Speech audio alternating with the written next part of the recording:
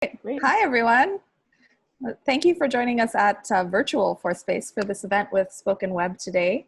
So Concordia researchers Jason Camlot and Katherine McLeod of SpokenWeb will be joined by Stacy Copeland, their SpokenWeb podcast manager, and some other very special guests to sort of discuss how our sonic landscape has changed in the last few months. So in other words, how are we listening now? I just want to say a quick word to everyone about how you can listen and participate in today's event, either as attendees on Zoom or viewers on Facebook. So if you're with us on Zoom, we're going to be kind of activating your video and audio options now, which in this Zoom webinar verse is known very officially as promoting you to a panelist. But this will just allow you to actively engage in the conversation with our guests, and you can still choose to mute your audio and video if you prefer to do so. On Facebook, if you're watching, hi, please feel free to ask questions in the comments under the video stream, and we can get those in the conversation here on this side. So thanks everyone, and over to you, Jason and Katherine. Yeah, thank you, Vanessa, and thank you to Fourth Space for partnering with SpokenWeb to broadcast this live conversation, asking the question, how are we listening now? A question that was at the center of the podcast episode that Jason and I co-produced back at the end of March into early April for the SpokenWeb podcast series. Jason and I are going to start by just saying hello and introducing the panelists that we have joining us here today. So I'll start. I'm Katherine McLeod. I'm an affiliate assistant professor here at Concordia University, and I'm a researcher with SpokenWeb. And I'd like to introduce three of the panelists. We have Marlena Offinger, if you want to give a wave. Marlena is a biochemist and a PhD candidate in the Department of English. We also have with us today Deanna Radford. Thanks for joining us, Deanna. Deanna is a poet and has recently completed her MA in the Department of English in creative writing. Deanna also experiments with sound, so it's great to have her here today. We also then have Alvaro Echenove, and Alvaro, there he is here with us in the capacity of a musician, a listener, and also a mediator. And we're really pleased that he's joining us today to listen together. I'll hand things over to Jason to introduce our other panelists. Thanks, Katherine. So yeah, and we really were sort of regathering voices that we were integrating into the podcast when we made it now about 3 months ago. So it's really great that Awana Avasilovkaya is also here with us. Awana, if you could just give a wave to identify. Hi. And Awana is a poet, sound artist, and her voice is heard in the very opening segment of the podcast. I think she's the very first voice we hear, actually, saying hello. Clara Duplessis was to join us, but she's unable to, so I just wanted to mention her name, though. An emergency kept her away from being here today. And it's a real pleasure to have Aphrodite Salas hosting this event. Aphrodite is a professor in the journalism department here at Concordia, and yeah, we're really glad to be collaborating with her on this event and conversation.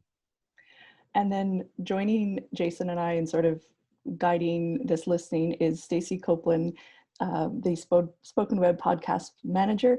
And Stacy will also be taking us through some listening exercises today. So she was part of the behind the scenes making of the podcast, and it's great to have her with us on the panel. So we're going to hand things over to Aphrodite to sort of introduce things a little more formally. Great. Thank you so much, Katherine. It's really a pleasure to be here and to help facilitate this conversation. And really the goal is to have a lot of interaction and discussion over the next hour. So we do want to hear everyone's thoughts and opinions. And that's why we asked Fourth Space to set this up a little differently, to have everyone on as co-hosts. So you're likely all familiar with Zoom and its functions, but just in case, we wanted to point out a couple of things that you can change the way you see the screen. You can click on speaker view, and if you do that, at the top right of your screen, you'll see the person who's speaking large all over on your entire computer screen, plus a rim of attendees or co-hosts in this particular case. You can also have gallery view. So that's the 9 dots, and that'll let you see a lot of people on the screen. So you can play with that in terms of what you see. And in terms of what you hear, we're hoping that for the most part, you can all mute yourselves just so that we don't have too many distractions in the background, and use the hand raising button to just indicate that you'd like to say something. And then we'll call on you, and then you can unmute yourself and to speak, and then remute yourself once you've finished your point. We also would love it if you would consider using the video option so that we can see your faces as you share your thoughts and discussions and as you listen. So we'll also, I think I mentioned, we will be monitoring the chat function, which if you hover your arrow at the bottom of the screen, you'll see chat. And if you press on that, you'll be able to write, and just make sure that you're writing to all panelists and attendees, and we'll be able to then monitor that and call on people. So it may mean that we may call on people writing in the chat to clarify their thoughts in their own voices. So that's just kind of the lay of the land for the next hour. So to start things off, we'd like actually to hand things over to Stacy Copeland, and she is going to lead us through an ear cleaning exercise. Stacy. Morning, afternoon, everyone, depending on where you're joining us from. I thought a great way to start off our session today, focused on listening, would be with a classic Armory Schaefer ear cleaning exercise, or what I prefer to call an ear tuning exercise, because ear cleaning sounds kind of odd. We won't be cleaning our ears together today in that sense. So for those unfamiliar, Armory Schaefer is a renowned Canadian composer, writer, educator, environmentalist, perhaps best known for his work on the World Soundscape Project and his book all about soundscapes called The Tuning of the World. And so our ear tuning today is based off of Schaefer's classic listening exercises from the collection A Sound Education, published back in 1992. So the goal here today, and why are we tuning our ears, you might wonder? Well, in brief, the aim is simply to help us tune into the sounds around us, a bit of an ear warm-up, if you will, or a calibration perhaps. And together we'll take 2 minutes to listen in silence together. And as we listen in silence, I'll ask you to write down just the sounds you're hearing around you, whatever catches your ear. Use a pen and paper, use your computer, your device, whatever is most convenient for you. And as we listen, I want you to listen for particular sounds in the space around you, whether that's in your home, at your office, your community, or wherever you're joining us from. See, some people are outdoors or indoors, so we're all experiencing different sounds at the same time right now. So whatever catches your ear. And I'd also invite you to notice the sounds coming into your space through Zoom. So sounds of transmission, or the soundscapes of others, say mine, because my mic's unmuted right now, or Jason's. And I'd invite other panelists, invited panelists, to unmute themselves during this practice as well, to kind of allow for some of that digital sound seepage to happen over the digital divide. And so I encourage you to leave your headphones on if you're wearing any, or take just one ear to the side or an earbud out, whatever is most comfortable for you. And I'll ring a chime, which I have here, to start us off on our 2 minutes. And when the 2 minutes is over, I'll use the same sound cue, the same sound chime again, to bring us all back together into the present, into Zoom world once again. So everyone is invited to share the list of sounds that they make in the chat, as well as any thoughts or reactions you have to the activity. And again, get ready. You take a deep breath, relax, get comfortable. And when I do the chime sound, we'll start the 2 minutes together in silence. And of course, if you have any questions, chat is always here, and I'll be present.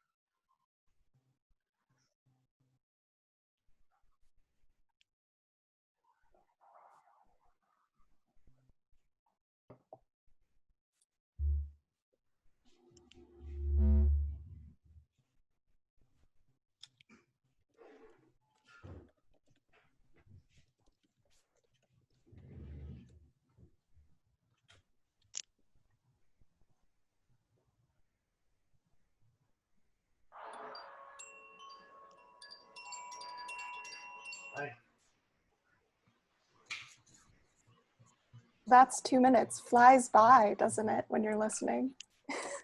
So hopefully that helps tune your ears in a bit more.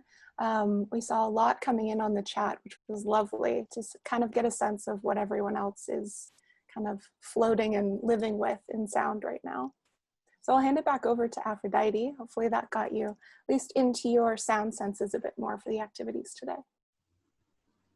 Thank you so much, Stacy. I loved that. I found myself, as I was reading the chat, I found myself thinking visually of where everybody was. And I found that to be a really nice dual experience, so to speak. So thank you. Today's discussion is going to center on 3 themes that if you heard the podcast, you'll be familiar with these themes. And if you didn't, it's okay too, because we're going to play some clips throughout the hour to prompt our discussion. So the themes are signal, noise, and silence. So we'll start off with signal, and we'll play a clip. Everyone can listen, and then I'll have a few questions about the clip in your own experience. I'll play clip 1. Yes, please. Clip 1 for signal. Thursday, March the 12th. That was the last time that I had an in-person conversation in close proximity with someone other than my wife or 2 teenage children or one of our 2 little dogs. That was my last 40-plus weight training class. It was sparsely attended, but still there were 8 of us there, plus our instructor, Lisa Marie. We elbow pumped instead of high-fiving when the workout was done. We already knew we had to be careful. The next day, the Quebec government adopted an order of council declaring a health emergency throughout the province due to the COVID-19 pandemic. And, like millions of people across the globe, we've been in a substantial lockdown at home ever since. Major global and local disruption to work, social life, home life, and major new parameters around what we can do, who we can see, what we hear. Thank you for playing the clip, Jason. We found that a really interesting clip because it talked about the last normal exchange that Jason had prior to this new normal. So our question for you is, can you think back to that last normal exchange that you had prior to this new normal that we're now living in? So we'd like to hear some of those experiences. Katherine. I'm not going to tell my moment, but I'm going to say that hearing that also it reminded me of how distanced we are from talking about those moments even. So even, it feels like a long time ago, but so I'll let others share their moment, but wanted to add that sense of distance. That's right. I'm not sure I would remember that was my last normal moment if I had to answer the question now. I sort of thought about it 3 months ago. Oh, one of our attendees, Arun, did I say your name correctly? Arjun, yeah. Arjun said that it's an interesting question because he doesn't remember. He has a memory, but he knows it's wrong. What's the false memory, Arjun? Hope you have to unmute yourself, Arjun. Oh, yeah. I'm not even sure what the false memory is. I think it was shopping at a grocery store in Chinatown. But I know I did that after the shutdown started, and so I don't know if that's my last one, but I know I came home on a bus, and that may have been like the last time I was around more than, 5 people at once. Mm-hmm. It's boring.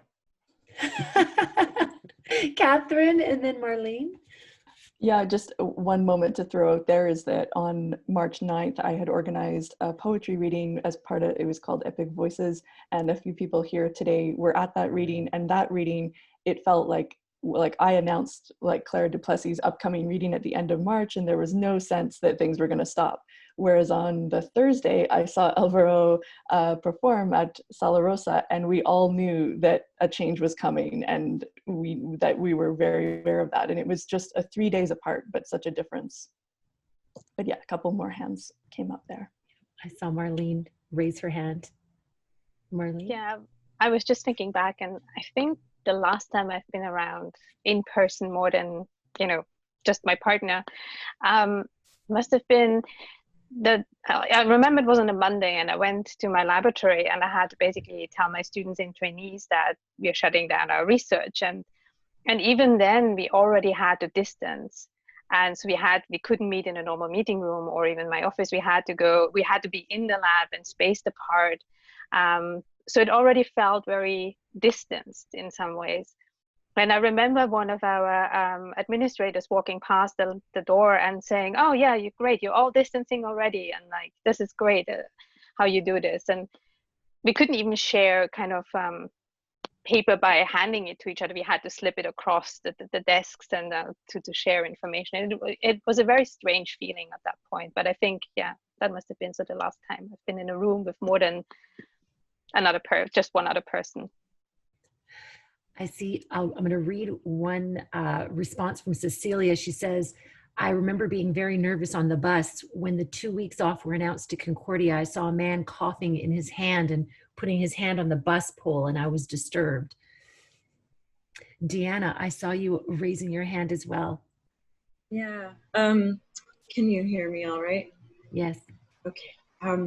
Well, it was 2 days before the lockdown was called. It was on March 11th, and I was returning home from Concordia, and I was preparing for my thesis defense, my master's thesis, and I felt as if I was planning for a trip because I went to get my bangs cut in an emergency.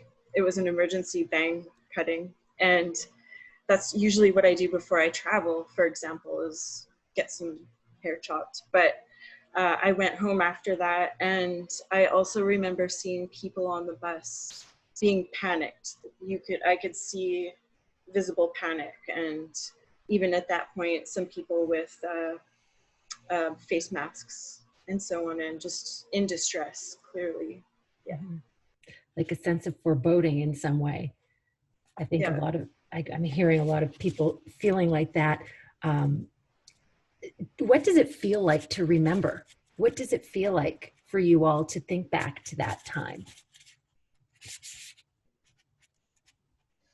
It felt like another season and very long ago, I'll just say. Yeah, exactly. Just as Jason had said. Alvaro, I saw you raise your hand.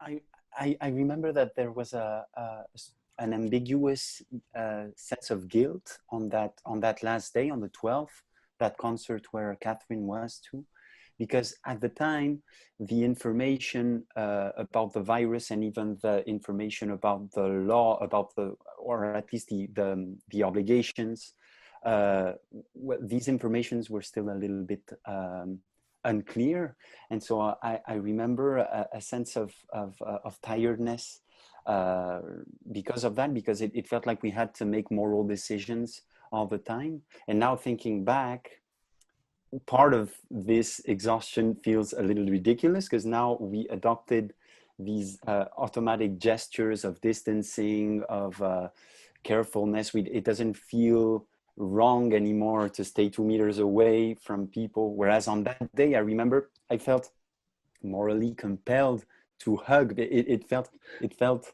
strange not to touch people. It felt wrong, and now it doesn't anymore. So it's interesting. Yeah, I completely agree with that, and I find that just recognizing that feels sad. Yeah. But right, Jason? I saw Stacy and Oana both had. Stacy and Oana, yes. Yeah. Stacy? Oh, here we go. So I was thinking about, do I remember that time? And I don't either, but I do remember the last time I was in a classroom. And that final week before SFU, because I'm at Simon Fraser, shut down classes, and it was my first term actually teaching a large lecture, and walking into that room, and even before I noticed how many people weren't there, just noticing this kind of lull quiet that you're not used to in a really busy, you know, humming downtown university campus like SFU Vancouver. And so that was just such a peculiar experience. And then yesterday was the first time I had taken that same bus for the first time since. And feeling that kind of sense of familiarity, but also a bit of anxiety and fear and tension, even in a place that's so familiar, was an odd experience. Absolutely. Thank you. Oana. Yeah, I just wanted to, actually, I feel that it's, what's more strange to me is to feel that it's normal to not touch people. It's that is the new normal. I actually don't think it's normal at all. It's not normal to be so, you know, so separated from, like, physically separated all the time from general people. I've been separated from my partner for the last 4 months because the borders are closed and she's American and I'm Canadian. So, you know, so I haven't had a partner in the home to touch. And so to me, that's actually, you know, a deep sense of loss. I have a loss about that. And I feel the things that we've accommodated to and we've gotten used to as a normal, I mean, I question how many of them are actually normal. So that's, you know, I have, this is a question I have. This is not, it's a sense of a discomfort, not a sense of comfort. And this new normalcy, I find incredibly troubling on so many levels. And also for how it bodes for the future. That actually thinking ahead rather than thinking from the past, to me, is what's, you know, what I would want to think about what people are thinking about that, because that's more troubling to me. Not so much thinking about how was it then and how is it now, but given how things are now, where are we going? So this is something I wanted to add. Yeah. Jason. Yeah, thanks, Juana, for sharing that. I mean, I was just going to say that one of the things about the podcast that I find interesting is that we did make it quite soon after we had to go into isolation, and it was all very new to us, this sort of you know, transition, right? I was teaching a course, and then suddenly, having spent, you know, most of my time in person with my students, we had to move online, and a lot of us had this experience, and it was sort of about, okay, how do I recalibrate my affective sort of interactions with these people, you know, through a screen as opposed to being in a room with them. And so the podcast for me is a bit of a marker of our distance from that initial moment where we were feeling it was strange, moving into this kind of disturbing normalcy that you're referring to, Anna. So the sound of the podcast is strangely sort of COVID retro or something like that to me, because it captures a kind of anxiety that we were experiencing at the moment that maybe, you know, for reasons, just because we've been in this situation for so long, we have a different relationship to everything we're doing now. But I think keeping that anxiety and sense of this isn't normal alive is very important. Yeah, so thanks for saying what you said. I appreciate that.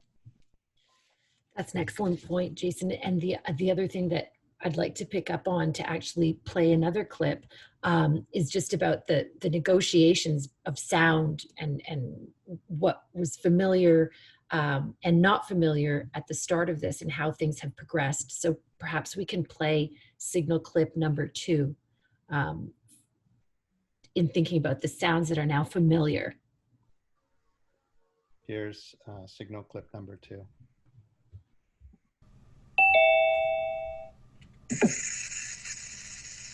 Hello? Hello, can you hear me? Yeah, hi, Katherine. Hi. Wait, let me turn my video on. Where are you, in your kitchen? No, actually, I'm in my office room. How are you doing? I'm good, given the situation. But yeah, today felt definitely more like a challenge to get started.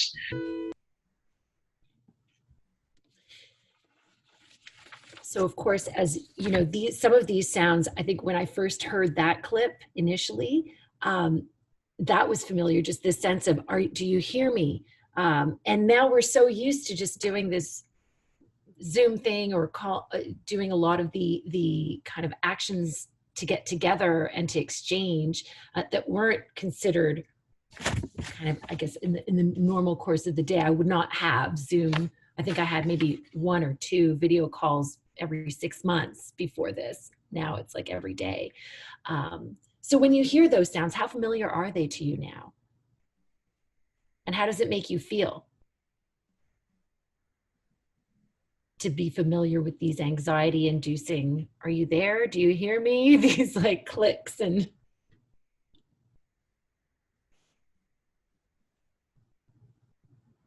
The Zoom ding, says Cecilia. Oh my God, it will be so evocative post-COVID. Does it give you anxiety to hear that bing, Jason?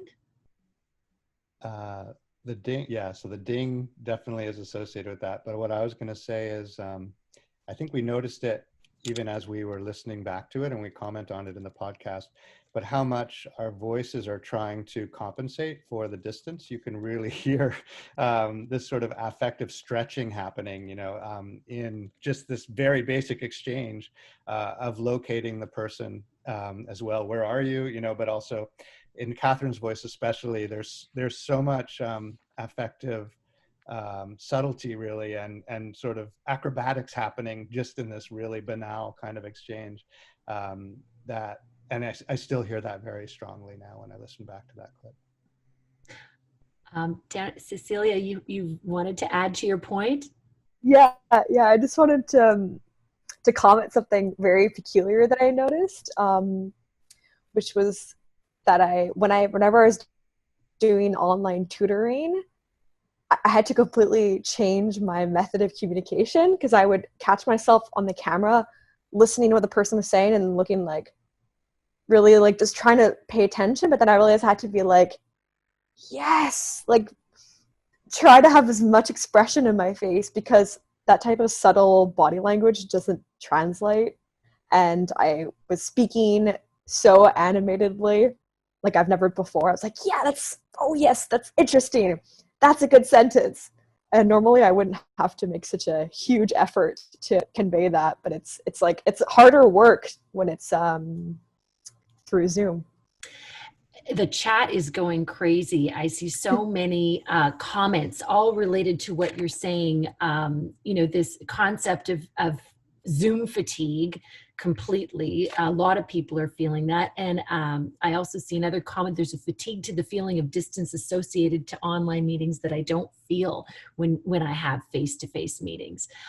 Then Miranda says that she really likes Jason's point about effective and vocalic stretching and acrobatics. Miranda, did you want to talk a little bit more about that? Where's Miranda? Or did you want to leave it just as a written comment? There's Miranda. We can't hear you for some reason, even though you're unmuted. Yeah. Oh my goodness. See, okay. it like actually on the actual comment. And the performance of listening. Alexandrine, you were also picking up on the point. I can't see her.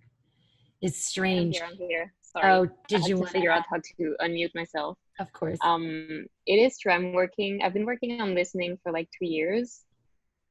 And this whole switch to like online listening really, I'm forgetting the name of the person that talked about like reacting through the screen instead of just like actually listening. And it's true because like I feel myself thinking of how I'm listening and how I'm reacting instead of actually focusing on what the person is saying. So this like sense of performance that really is affecting the way that I'm engaging with people as well. Like it's really harder for me to have a meeting and focus on just what is being said because I feel like there's like this distance that I can't compensate for that that I think about whenever I'm actually just supposed to be listening to what the person is saying. That's actually a perfect point to move us into the second theme. Thank you, Alexandrine. Just this, in terms of noise, that's what we'll shift to now. And just kind of carrying on to why these Zoom calls can be so exhausting. So if we can please play noise clip number 1. Okay, here is noise clip number 1. Dealing with the weird kind of distortions, and sometimes when the sound cuts off completely, it'll take a couple of seconds and then restart, but almost as if someone's pressed fast forward. So trying to keep track of everything is kind of interesting. And in talking to my students, I let myself get carried away and waxed philosophical about the existential implications of a weak Wi-Fi signal. Your point about the frustration of communicating with people, especially through Wi-Fi based telecommunication system, which is what we're doing so much and what the university is having us do right now, I think is super important as well. It's frustrating when you feel like you can't have the confidence in the voice continuing. That's a huge difference between in-person communication. You're not worried about them breaking up in front of you. And it makes you just incredibly aware of the fact that when we're communicating, we're dealing with signal transduction, which is more than just annoying, actually. It's kind of existentially traumatic and troubling. You know, it's like that we don't know that we can count on the continuity of the person and the communication that we're engaging in. Still, we are relying on Zoom and Zoom-like platforms as best we can for the social encounters that we crave. Here, I'd say we're feeling the absence of a different kind of noise that we're also very good at ignoring, at not hearing, under normal conditions, but the absence of which we notice in a strong way in these dangerous times. We are noticing the absence of social sounds, and that absence becomes a distracting kind of silence. Any reaction to that point and the existentialism being part of what makes this so exhausting? Deanna, I saw you raise your hand. I feel quite a disjointedness between what I see in real life when I go outside. My day-to-day has become small. I haven't really left the farthest I've gone is to the neighborhood. I'm in Petit Patrie. I went to Mile End. Farthest I've been. And so I guess maybe 3 or 4 weeks ago, for example, construction work resumed. And then there was one afternoon I was out and I saw oodles of people out, not even with masks, and but it was still quiet. Commerce hadn't officially restarted. And so I was really upset because what is going on? And so the difference between there's a fatigue in, for example, being confined or engaging in this setup with Zoom for a certain number of hours, seeing the world through this interface versus going out. And it was just, I found it quite jarring. And again, like the disjointedness in what I see, what I should be seeing, or what I might historically have seen versus what is on the screen as well, and building also on that existential frustration with the Wi-Fi connection, which we're so lucky to have, and yet is also resource intensive. And so there's so much complicated up in all of that. Yes, I saw Oana and then Stacy and then Marlene. Yeah, I just, it's so, again, troubling to me. You know, I think that this kind of situation, this situation has created such disjointedness, such feeling of disjointedness. In a sense, I guess this is maybe in a way a little bit lucky that because I don't teach, I haven't had to be that much on Zoom. I'm on Zoom selectively, and it's usually, I mean, it's pretty much been my choice, so it's not been that often. So I've actually been out in the world quite a lot. And to me, it's more been, and then that's maybe a good thing. I don't know. So to me, like the return of the noise, of the kind of city noise, has been really comforting, actually, because it felt very eerie to be, you know, I love being in remote places. And if I'm in a remote place and there is a kind of only natural noises, that's wonderful. But to have that sort of same kind of soundscape in a city is very disturbing, actually, because there's a deadness to it. So to me, the return of the noise was, like I said, somewhat comforting. But I think I've found myself in these past months becoming more selective to what I choose to listen to. So that could be something that, you know, I decide to listen to some kind of specific composer or something online, or I decide to listen to some reading or not another reading, or I decide to not listen, to be in silence, like to not have music on, or to not, you know, I'm just saying that I find myself throughout the day deciding about what I'm listening and not listening to. And maybe there's more options to do so because the environment has been silenced to a larger extent. That's so interesting. And it's true, because I don't think I ever thought about my ability to choose what to listen to before, just hurtling through the world. Right now, we have that. Stacy and then Marlene, thank you. So this clip reminded me of two different instances recently in thinking about this noise and the disconnection and the fear of disconnecting. So teaching online this summer in seminar courses, I actually had a student a couple weeks ago send me screenshots of just how bad their connection was during our discussion and seminar. And so thinking about the ways in which in person in a seminar, we could easily be like, oh, could you say that again? I didn't quite catch that. But maybe we feel too polite or hesitant to say that we have a bad connection. And so I thought it was going fine, you know, they're maybe just quiet and sitting back and listening, but in reality, they've completely missed the conversation. And so that kind of disconnect that we have in these spaces is very peculiar to navigate. And then the second one was, I'm sure like many, I had a virtual birthday party during quarantine. And I limited it to an hour because I am on Zoom so much that I just can't handle that too much. And having a birthday party on Zoom is so odd in the sense that you can't, you know, hop over organically to talk to a few people. And so trying to navigate a conversation with maybe 20 folks that isn't in a structure like this is just not, it's not possible in the same way. Thank you, Stacy. So many good points. Marlene and then Alvaro and then Michelle.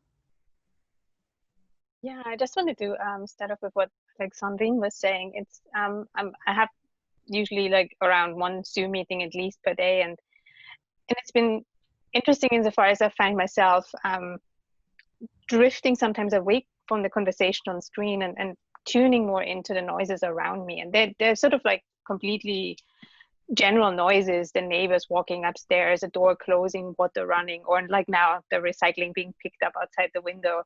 And it's I feel these noises are almost socially closer to me than sometimes the meetings or the conversations or the people that I communicate with on screen. And so I feel drawn to these noises more than even if we're having, you know, important or interesting conversations. It's hard sometimes to even then tune in properly to Zoom and what's going on. But I also find what I noticed in the very beginning after the lockdown started was this profound silence around us, and especially here in the neighborhood. I'm in the Mile End, and suddenly there was basically nothing. You listen to silence, and the silence became a presence of itself.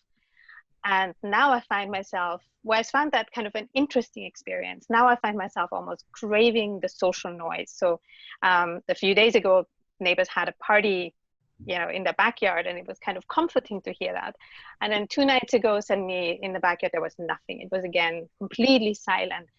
And I found that almost disturbing. I walked around the backyard just kind of, I don't know, in search of noise, I think, because I found this profound silence really distracting in a non-positive way.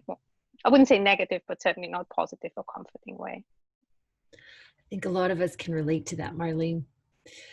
Alvaro and then Michelle. Alvaro. Yes, Stacy, did at your birthday party, did your guests try to sing happy birthday for you? Yes, yeah, the sound scholar in me made them. So I had them all sing, and that was so peculiar because you can really hear the delay when everyone is trying to sing in sync. So it was maybe the most beautiful birthday song that I've gotten. Also, so you saw the beauty in it, and of course, because you can hear that slight delay, so it's this chaos that you just will never recreate in real time in person.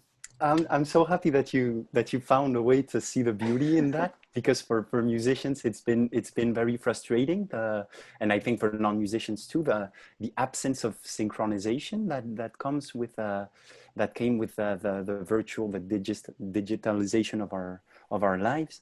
And for musicians, I think that was a part of the existential trouble that we went through. And lately, when we, well, and I think that this is also comparable to the issue of physical contact that we were talking about before with Oana, and I completely agree with you on that. And I think the absence of physical contact can be compared to absence of sound synchronization, the ability to sing together, to be rhythmically together. And I feel lately people have been starting to gather again in parks with distance, and I noticed an utter fascination in people's eyes and in my own heart in the action of being able to, even though we still have to stay away from each other, at least we get that possibility to at least be synchronized again, which is which has been very fulfilling, very well, it felt very good. And one last thing about the noises, the planes are back, and I do not like that. It was for confinement was great for recording. I have this little room where I do my recordings. It's not sound treated, so if a plane passes by, it just means my take is ruined. So that's not cool. Today, I wrote 2 times during our listening exercise in the beginning. 2 planes passed by in 2 minutes. That's not cool. Thank you, Alvaro. Thank you, Michelle. I think Michelle will wrap up this theme and then we'll move on to the next. Michelle, please. Yeah, thanks. Just picking up on a few things that have been said. I guess I've been thinking about Zoom in particular in relation to teaching. And I did ask my students recently for some feedback on the course. And I asked a lot of very specific questions about Zoom. And, one student just said, Zoom is weird. And I guess I'm trying to pick that apart and think about what she and other students meant about that. And one of them, was commenting on how everybody's muted on entering. And I think that's part of that lack of synchronicity, and people can't speak over one another, or people have to take that deliberate act of going forward and unmuting themselves. So I think I'm going to experiment next time and actually not mute everybody on entry and see how that goes. I'll have to warn them. But I think that there's a formalization of the classroom that happens in Zoom. That is kind of part of that alienation and distancing that is disturbing.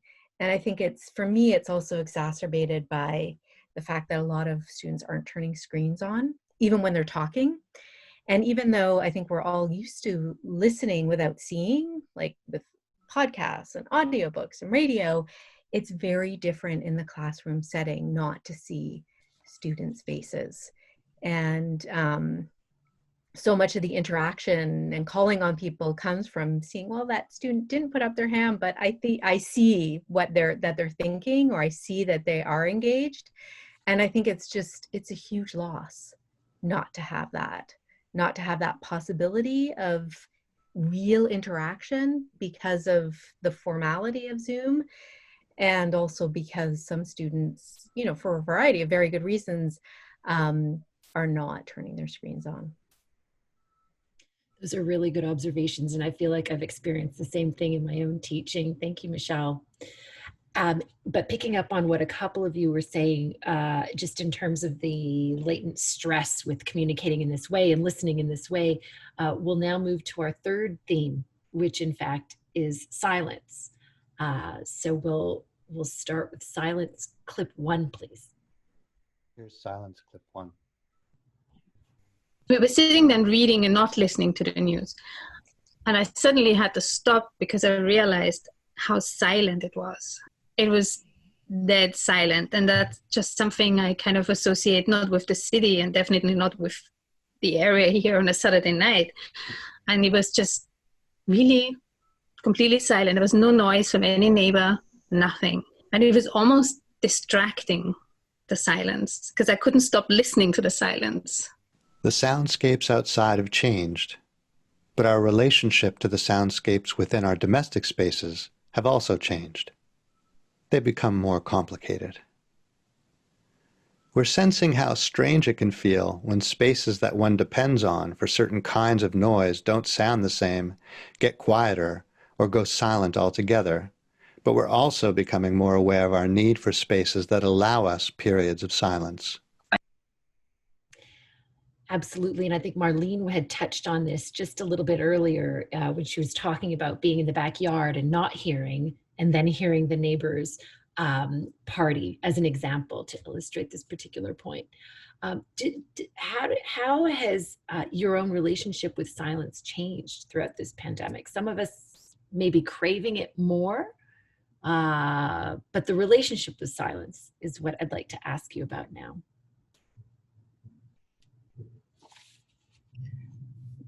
Yes, Katherine. Yeah, this relationship with silence, I'm tempted to just let the silence go, but this thinking about sort of seeking out quiet and finding the silence sometimes more comforting than the sound. I think this inspired sort of the latter part of the podcast episode where we start thinking about, what does it mean when you don't want to tune in, when you just want some silence, when you feel like, well, there's so many things virtually that I could tune into right now, but what does it mean that I just don't feel quite ready to do that? And so then to think of the point that we make in the podcast episode about what you want to listen to connects to how you're feeling. I found myself wanting to listen to more music, and I think that means that I'm feeling better. But I also, going back to Juana's point, I'm also troubled by that, because then I can catch myself and think, well, nothing has really changed, so why do I feel this way? But I think that moments we found that people talked a lot about wanting to find silence, and that seemed really related to really actually how they were feeling. So I'm wondering if that's something that resonates with you now, or if we've sort of maybe even tuned off that question and just sort of are proceeding without checking in on that quite so much as we were at the start. Do you if you think to yourself like, well, how's my listening changed, is that actually a question that gets at how you're feeling? I saw Awana. Yeah. Yes. Oh, she's muted. Unmuted. I've unmuted you. I was going to just talk silently there for a minute. I think, yeah, there's something I want to pick up on what Katherine was saying about, well, first of all, I think, not to get too Cajun or anything, but I don't think that it's very hard to have total silence. There is no silence. I mean, what is silence exactly? But there are degrees of levels of silence, perhaps, or levels of not quite total noise. Or not quite total sound. And so I have found that I am choosing to what level of silence or what level of, like I say, not quite high level of sound am I deciding to experience in any moment, based usually on how I'm feeling, as you were saying. So I agree that it's more that I'm,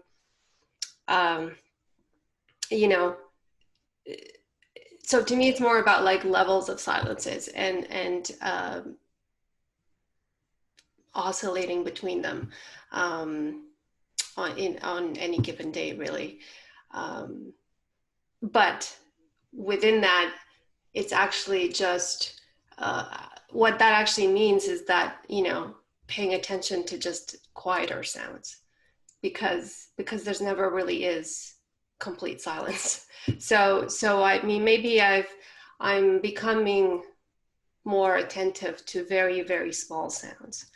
I mean, I've always been, because I work a lot with sound, so I'm not like, I wasn't unsensitive to smaller sounds, but I think I'm even more sensitive to smaller sounds, and that's a richness in a way. Yeah. Jason, you had a point. That's a beautiful point, Jason. Mm-hmm. Yeah, well, just to follow up on what Juana is saying, I think there is a kind of recalibration of our relationship to this continuum of silence that she's referring to. And I've noticed in the chat, a lot of people are talking about sort of a heightened sensitivity to noise, like things are just sounding louder to them. So that in a sense, it's possible that the change in our sonic environment, the quieting of it a little bit, has made us more sensitive, not only to the smaller sounds that Juana was talking about, but also to our noise tolerance has become sort of a little. I find myself personally sort of much more sensitive to loud noises and things like that. I just can't tolerate them. They seem more invasive, so that our ability to block out noise, I think, has been affected by the larger change in our sonic environment. Yes, and Jason also was referring to some of the chat, which you know, several of you mentioned that it's become very difficult to understand what people are saying when their mouths are behind masks. Rachel says masks are like a visual muting. And then Jason followed up, a symbol of silencing for sure, a mechanism of muffling. So that too, again, this relationship with what we hear, what we see, and our ability to understand, that's all been affected throughout this. Katherine.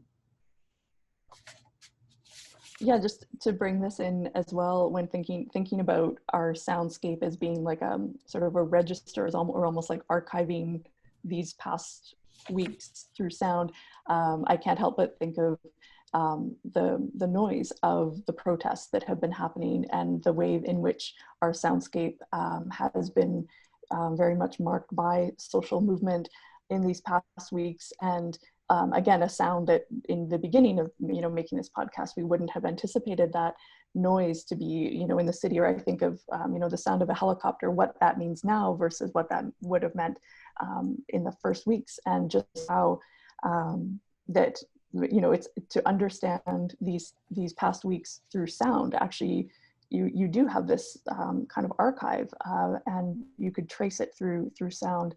And almost because of this, the delicate silence, as we've been talking about, the sound becomes even more powerful in many ways. And I think that's a point that it was a great, you know, to revisit this question now is so important, because how we're listening has changed, and there's sounds that are really important to talk about now, and a way to engage with our current moment. A few more comments coming in on the chat as I was speaking. That was really beautifully said. And I think, yeah, as you can see on the chat, a lot of reaction to that, just beautifully said. And interestingly, yes, silence has also been part of the protests. Yes, which is also interesting. Yeah, that's a great point. By Rachel, yes.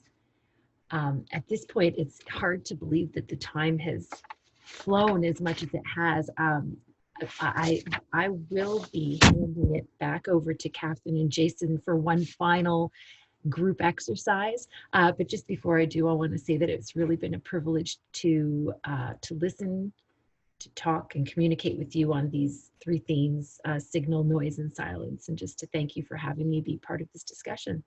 So at that point, I'll hand it to Jason and Katherine to start our wrap.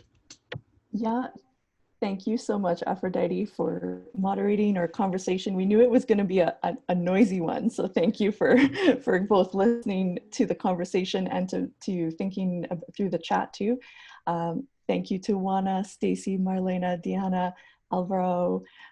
Thank you to Jason for wanting to have this event and co-produce this podcast back when we talked about it. Should we do this, to go for it?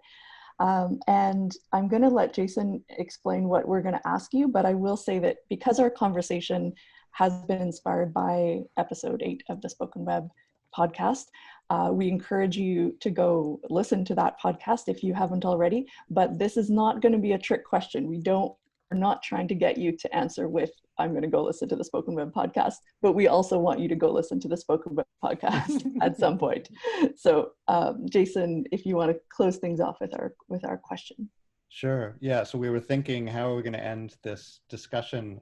Because usually Zoom events, and they probably will still end with little waves, and then all of a sudden, bleep, everyone disappears, right? And so we're in this sort of shared sonic environment, and then suddenly we go back to our own. So we're inviting you, before you leave, to share a statement about, well, what are you gonna be listening to next? So when we leave, so we can imagine you after you've gone, right? What's the next sound you're going to hear? If you're going to go cook something, you know, you can say sounds of my kitchen. So basically, we'd like to have some sense of what the continuation of your sound environment will be after you disappear from this one. You can type it into the chat, or you know, if there are a few who want to just sort of have very specific ideas about what they're going to hear next. We don't often think about, well, what are we going to hear next, right? Because we don't necessarily feel we have control over the agency of that. But if you can, as much as you can imagine what the next sound environment will be after you leave us, please share that. And do feel free to jump on to say it out loud too, but lots of great sounds are coming in on the chat. How about panelists? Let's go across and hear from you, Juana. What are you going to do next? Well, probably the sounds of making lunch, but then after I'm actually working on a sound piece, so it'll be sounds of my sound room. Great, Stacy. I just wrote in the chat the clack clack shuffle of taking down the Japanese folding wall behind me. Marlena, what and yeah. I guess it will be the creaking of the door behind me as I go into the kitchen making lunch, and probably a cat meowing somewhere on the way. And what about jumping down into the guests? Martin, go ahead. I'm going to listen to Long Distance by The Districts. It's a band that I like a lot. But I don't know, I didn't check the lyrics, so I'm going to check the lyrics too, because I'm French, so I don't understand everything. Great. Let's go back up to panelist Diana. Well, I will listen actually to a more live sound of my apartment as I take my headphones off. So yeah, there will be more. I'll hear the sound of my immediate space, and I'll talk about lunch with my partner, I think. Yeah. Alvaro, I know you wrote in the chat kitchen sounds. That's basically it, and maybe even a scheduled phone call with a fellow musician friend with whom now, instead of getting together in a room and just jamming it out and making things happen, we have to call each other and schedule the musical piece in a way. So that's how it's become now. Yeah. Also, and Alex made a point in the chat of realizing with the garbage truck coming down the alley that you can't really choose what you're gonna hear next, even if you plan what you're gonna hear next. What about Linda Mora? Any thoughts on what you're gonna hear next? The espresso machine going off for sure. And that's going to be followed by I speak every Thursday with my French tutor, so we'll be chit-chatting in French. And Selena, what do you think you're going to hear next? I'll probably chat with my roommate, and then the washing machine, 'cause I'm in the middle of laundry. Michelle Levy. Yeah, well, I put two things in the chat. One is I'll definitely be putting the kettle on.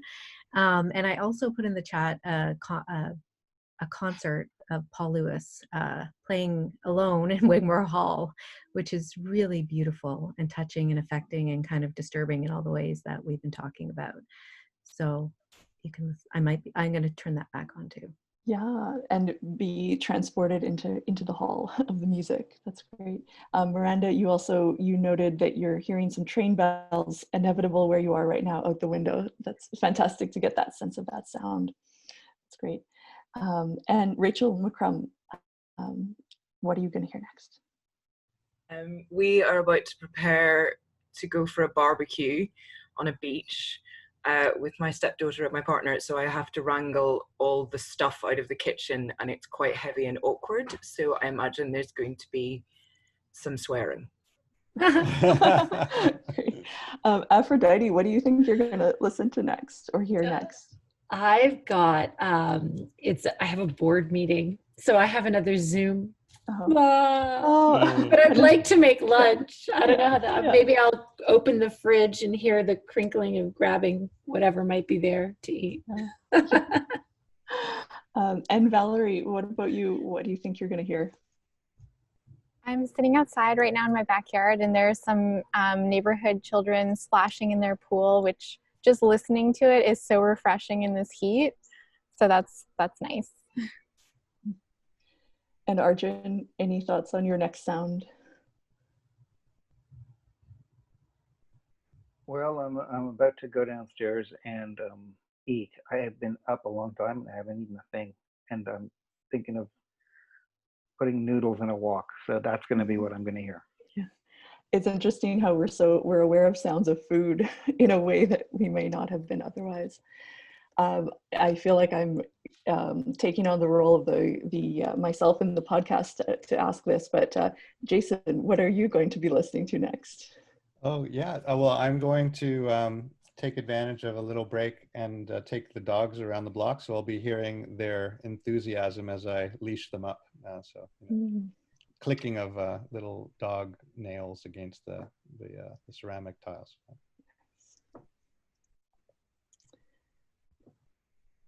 All right, I think has everyone either shared in the chat or here? Yeah, we have a whole bunch in the chat too. So thanks for sharing all of this. It'll help us imagine you as we leave, after we leave. Oh, I think Fourth Space is going to say a few words. Yeah. Anna, thank you for coming in here to sign off. Before we hand things back over to Fourth Space, I'll say that I know that I'm going to hear the creak of the door opening, and then I'm going to step outside and breathe in the fresh air and listen to the street. Possibly with, again, back to the podcast. I haven't danced yet today, so I'm going to turn on some music and do that. Great. Thank you everyone for joining us today. Thanks, Katherine. Jason, I didn't want to disappoint you by not doing the obligatory wave.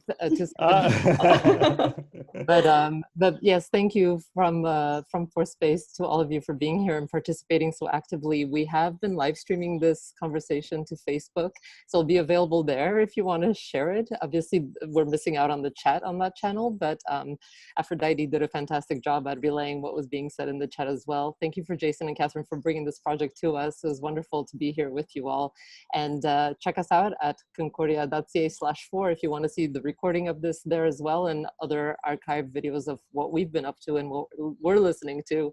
In my case, it's birds and then a lot of leaves rustling behind me. Thanks everyone for being here. Have a great rest of the day. Thank you. Everyone. Thank you.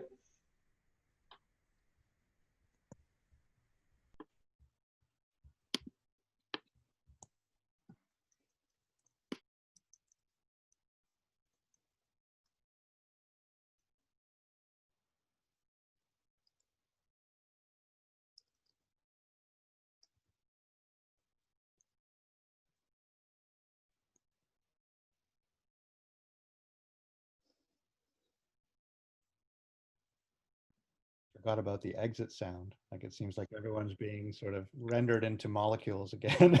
Yeah, it's like, and disappear. Sent out through a vent, you know. Yeah. Well, I guess will also disappear, but thank you all. Thanks for the behind the scenes work to Doug and Anna and making it possible. Thank you, Stacy, for tuning in from